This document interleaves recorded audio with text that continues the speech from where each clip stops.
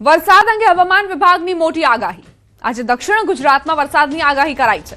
ઉત્તર ગુજરાત અને સૌરાષ્ટ્રમાં હવામાન શુષ્ક રહેશે। અડધો જૂન વીતી ગયો છે, છતાં દેશના ઘણા ભાગોમાં ચોમાસાએ હજુ સુધી પણ પૂર્ણ વેગ નથી પકડ્યો। પૂર્વ અને ઉત્તર પૂર્વ ભારતમાં ભારે વરસાદની આગાહી છે। ગુજરાતમાં વરસાદની વાત કરીએ તો હવામાન વિભાગની તાજેતરની આગાહી મુજબ આજે 15મી જૂનના રોજ દક્ષિણ ગુજરાતના કેટલાક જિલ્લાઓમાં આગામી સમયમાં હળવોથી મધ્યમ વરસાદ અથવા ગાજવીજ સાથે ઝાપટા પડવાની સંભાવના છે। ખાસ કરીને સુરત, ડાંગ, તાપી, નવસારી, વલસાડ તેમજ દીવ, દમણ, દાદરાનગર હવેલીના છૂટાછવાયા વિસ્તારોમાં મેઘમહેર જોવા મળી શકે છે। જો કે ઉત્તર ગુજરાત અને સૌરાષ્ટ્ર કચ્છના તમામ જિલ્લાઓમાં હવામાન સંપૂર્ણપણે સૂકું રહેવાની શક્યતા છે।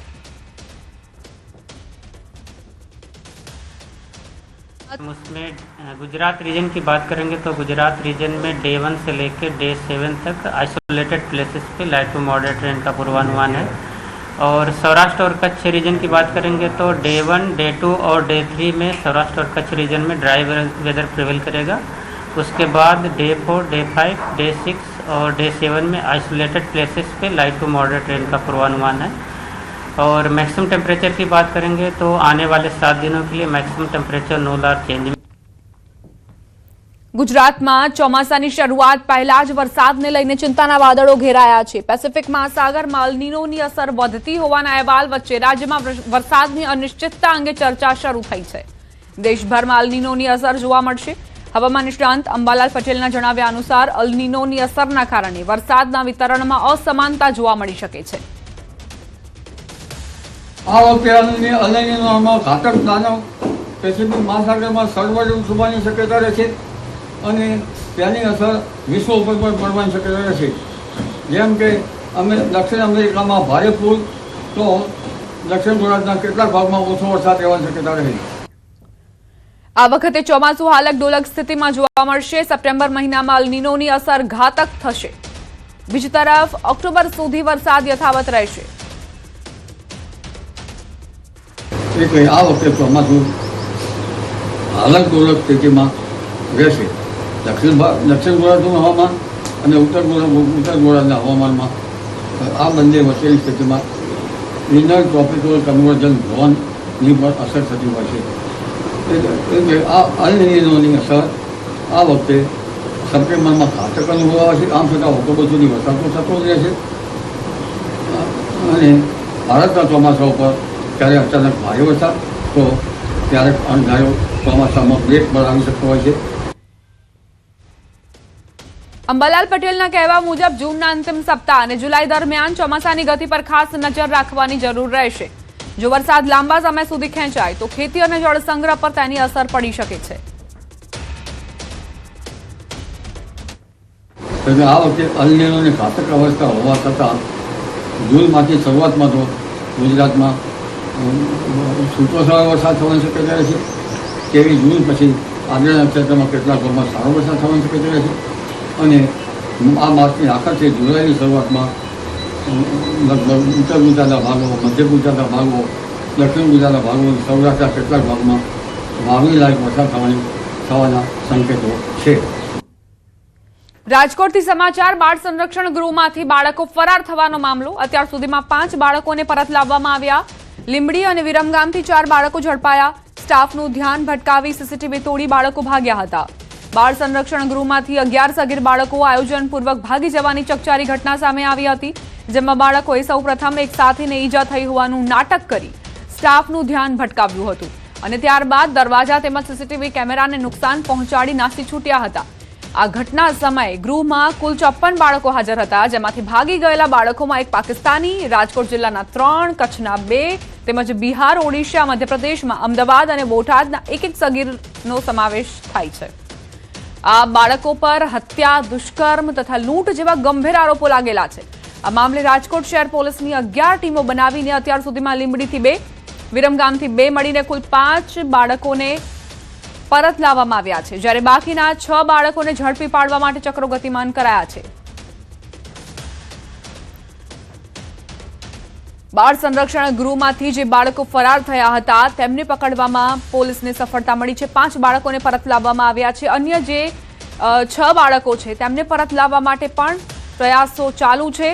પોલીસ શોધખોળ કરી રહી છે કે આખરે આ બાળકો ક્યાં ભાગી ગયા છે। સીસીટીવીના આધારે 5 બાળકો પકડાઈ ગયા છે। સીસીટીવીના આધારે પોલીસે શોધખોળ હાથ ધરી હતી। લીંબડીથી 2 અને વિરમગામથી 2 મળીને કુલ 5 બાળકો પરત લાવવામાં આવ્યા છે। આ બાળકોની ઉપર ગંભીર ગુના નોંધાયેલા છે।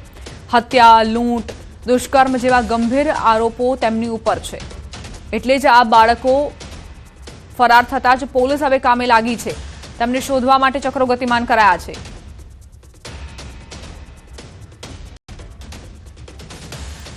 પાટણમાં દારૂબંધીના લીરે લીરાવડિયા। હારીજના વેજાવાડા હાઈવે પર ખુલ્લેઆમ વિદેશી દારૂનો વેપલો થયો। ભણવાની ઉંમરે નાના બાળકો દારૂના અડ્ડા ચલાવી રહ્યા છે। કોથળામાં દારૂ ભરીને વેચતા સગીરોનો વિડીયો વાયરલ થયો છે। હારીજમાં અવારનવાર વિડીયો સામે આવ્યા છતાં પોલીસ શાંત કેમ છે તે એક સવાલ। પાટણ જિલ્લા પોલીસની દારૂબંધી માત્ર કાગળ પર છે કે કેમ તે એક સવાલ છે।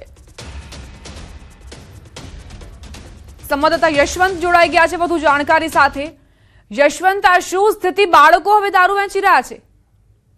દીપા, ચોક્કસથી જે રીતના પાટણ જિલ્લાના અનેકવાર દ્રશ્યો બહાર આવ્યા છે, ક્યાંક ને ક્યાંક જે રાજસ્થાન જેવી પરિસ્થિતિ હોય, ખુલ્લેઆમ દારૂના અડ્ડાઓ અહીંયા ચાલતા હોય તેવા અનેકવાર વિડીયો વાયરલ થયા છે। પરંતુ જે પાટણ જિલ્લા પોલીસ છે તે દારૂબંધીની માત્ર વાતો જે છે કાગળ ઉપર જ હોય કાં તો હપ્તાખોરી ચાલતી હોય તેવા દ્રશ્યો અત્યારે સામે આવી રહ્યા છે।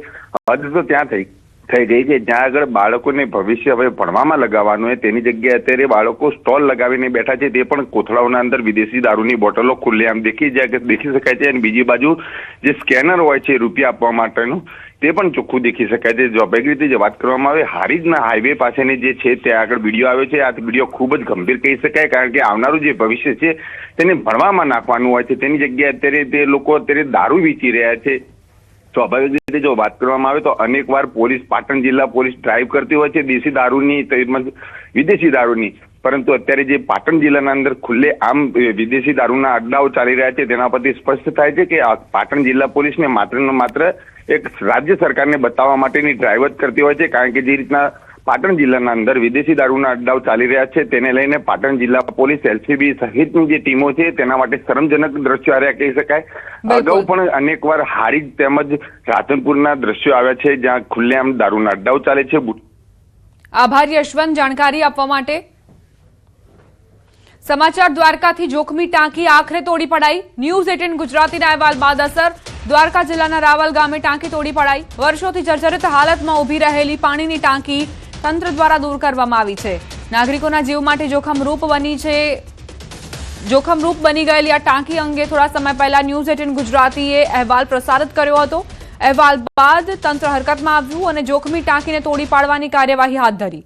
ટાંકી ગમે ત્યારે ધરાશાયી થવાની ભીતિ વચ્ચે સ્થાનિકોમાં અકસ્માતનો ડર વ્યાપ્યો છે।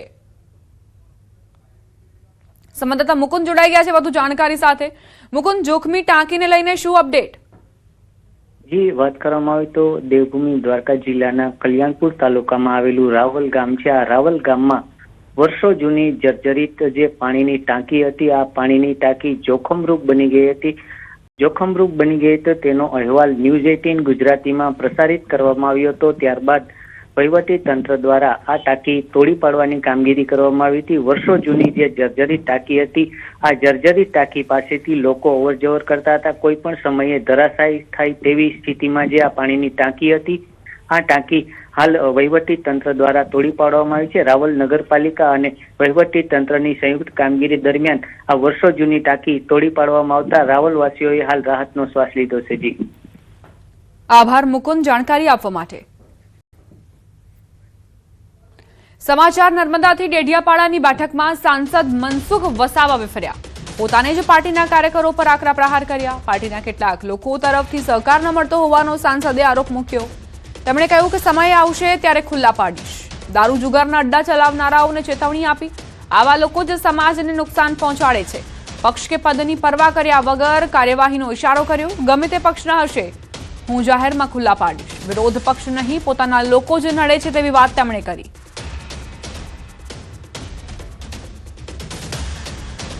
વિરોધ પાર્ટી વાળા કરતા આપણા લોકો વધારે આપણને નડે છે। હવે એમને કઈ ખબર નહીં હું આ અડ્ડાઓ સાથે સંકળાયેલા લોકો છે। મોતીભાઈ, જે સત્ય જો આવું ખબર પડે એને ખુલ્લા પાડવા પડે આવા લોકોને। જાહેર આગેવાન થઈને તમે અડ્ડા ચલાવો, આગેવાન થઈને તમે સટ્ટા બેટિંગ દારૂ જુગારના અડ્ડાવાળાને તમે મદદરૂપ થાવ, તમે એના સમાજ સેવક ભાઈ, તમે સમાજના દુશ્મન છો. પંચમહાલથી સમાચાર. રમેશ કટારાએ માફી માંગી. શિક્ષકોની કાર્ય પદ્ધતિ પર નિવેદન આપ્યું હતું. તેઓએ સહેજ પણ ખચકાટ અનુભવ્યા વિના શિક્ષકોની માફી માંગી પોતાનું નિવેદન પરત ખેંચ્યું. રાજ્યકક્ષાના કૃષિમંત્રી રમેશભાઈ કટારાએ શિક્ષકોની કાર્ય પદ્ધતિ પર કરાયેલા ઉદ્બોધન અંગે માફી માંગી છે. ગોધરા ખાતે વિકસિત ભારત સંકલ્પ સંમેલનમાં પ્રાસંગિક ઉદ્બોધનમાં રમેશભાઈ કટારાએ શિક્ષકોના પગાર સહિત કાર્ય પદ્ધતિ અને મોબાઈલ ઉપયોગ અંગે હળવી શૈલીમાં આડકતરી રીતે ટકોર કરી હતી.